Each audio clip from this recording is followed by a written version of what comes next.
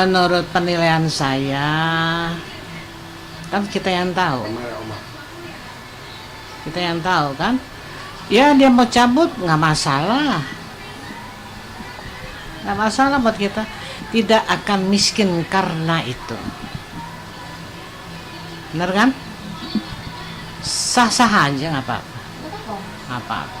Tapi kalau mereka mempunyai sesuatu yang saya juga baca di internet ada.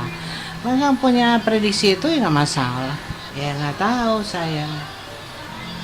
Kan saya udah bilang tadi, buat Natalia sendiri tidak pernah masalah. Mau ditarik kembali silakan, ya kan? Enggak pun silakan. Kita low profile aja Pak. Di balik ini masih ada berkat Tuhan yang Tuhan berikan masih banyak sekali. Makanya saya bilang sama siapapun menjadi orang baikkan, kebaikan itu pasti ikut kita.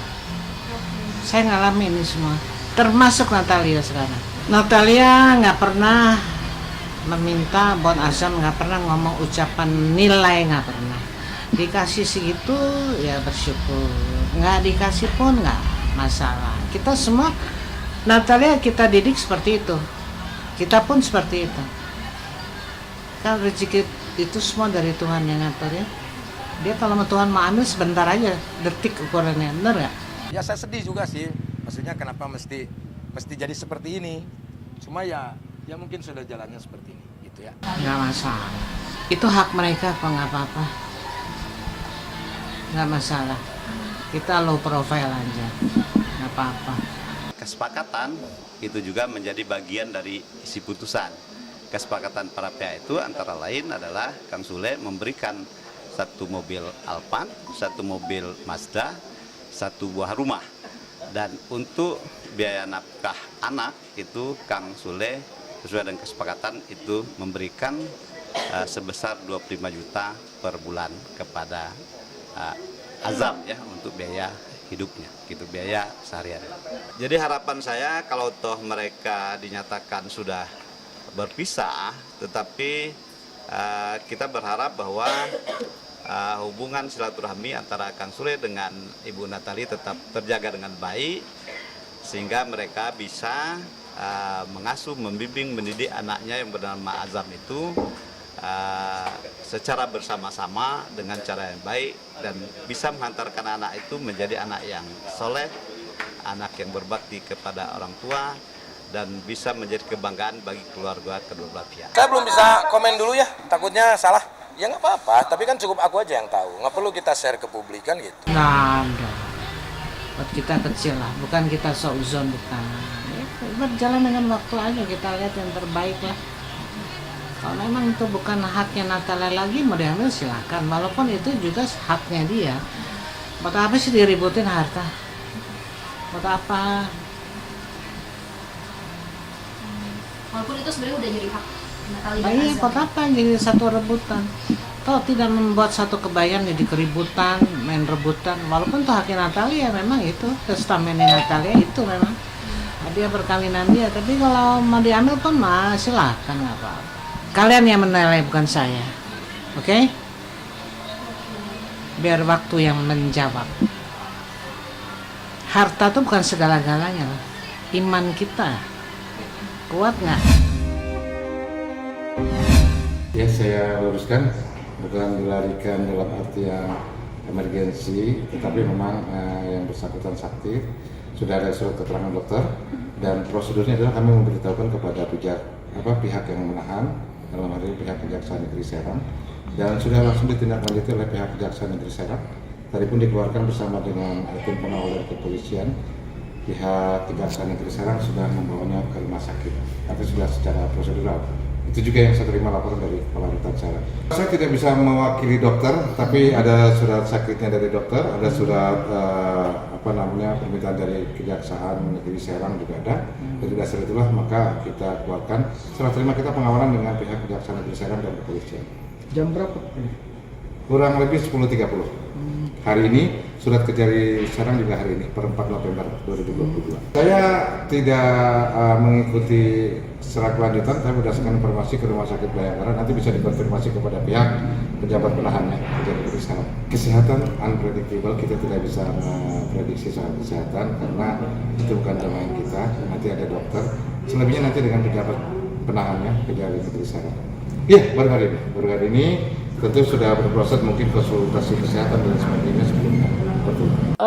Tadi saya mendapat info dari manajernya Mbak Niki, Mbak Dea, bahwa posisi Niki saat ini di Rutan Serang dalam kondisi sehat saja, baik. Hanya memang ada beberapa kendala terkait dengan pengiriman ya makanan, obat ke dalam, karena Niki tidak mungkin juga, bukan tidak mungkin sebetulnya ya, tetapi mungkin tidak biasa dengan makanan apa yang disediakan oleh pihak rutan ya. Jadi kita minta manajernya untuk mengirimkan makanan, minuman, termasuk tadi obat. Saya dapat info bahwa obat agak sulit dimasukkan. Akhirnya saya juga tadi koordinasi dengan teman-teman lah ya dari pihak kementerian, bagaimana supaya keselamatan Niki ini jangan sampai terganggu, kesehatannya jangan sampai terganggu. Mohon diarahkan, disampaikan ke pihak rutan supaya Niki ini diberikan keleluasaan ya, bukan keleluasaan yang berlebih, tetapi hak dia untuk mendapatkan obat yang memang dia konsumsi selama ini jangan sampai terganggu, karena terganggu nanti kesehatannya kan kasihan, termasuk makanan juga segala macam ya. Gitu yang kita minta. Tadi saya dapat laporan seperti itu, informasi seperti itu.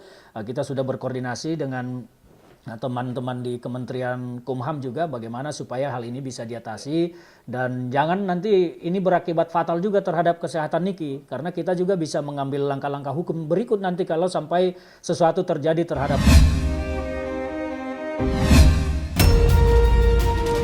Alhamdulillah sudah dapat orangnya, tinggalnya di mana, bentukannya seperti apa, ada suami, ada anaknya juga, dan dia tinggal di mana. Aku mendapatkan info dari pihak yang berwajib. Jadi tunggu saja ya. Jadi saya bilang kan saya nggak mau main-main di sini. Dan kebetulan saya dibantu oleh lawyer saya, Bang Sandi Arifin juga. Nanti kita akan lihat infonya seperti apa ya guys. Mudah-mudahan ini jadi pembelajaran bahwa saya tidak pernah membicarakan orang lain, tapi saya berbicara mengenai KDRT, tapi bukan berbicara mengenai orang lain. Tapi kalau orang ini sudah ikut campur urusan ranah privasi saya. Oke, terima kasih, itu aja infonya. Pil aja ya. Ibu itu punya anak namanya Robin Hood. Dan tunggu aja. Soalnya kalau lawyer aku Bang Sandi kan orangnya nggak banyak ngomong. Tunggu aja berita selanjutnya. Terkait apa yang mau dilaporkan sama Mbak Dewi Persik, siapa-siapanya.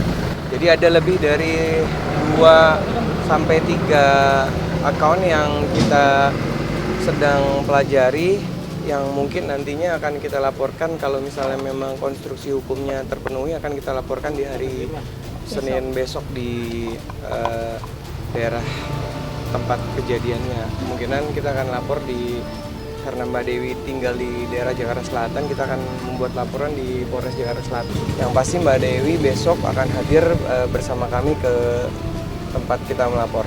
Keluarga sudah mendukung untuk membuat laporan ini. Yang pasti ini untuk membuat pelajaran kepada netizen ataupun oknum-oknum yang bermain di media maupun di Instagram dan juga di media sosial lainnya.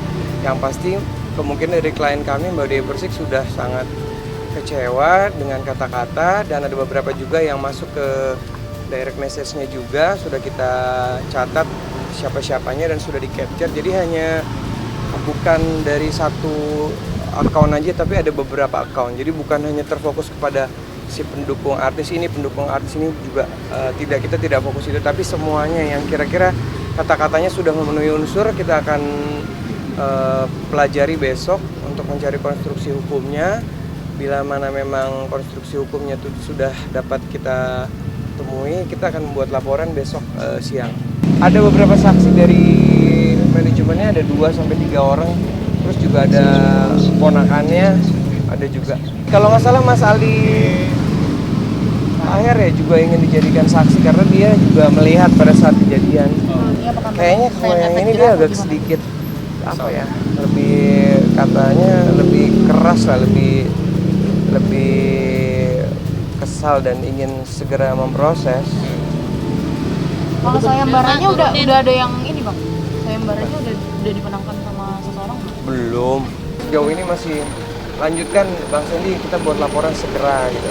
Karena yang pasti dari pihak keluarga juga kecewa, di daerah juga beberapa keluarganya juga menyampaikan atas statement yang mungkin kebenarannya tidak bisa dibuktikan.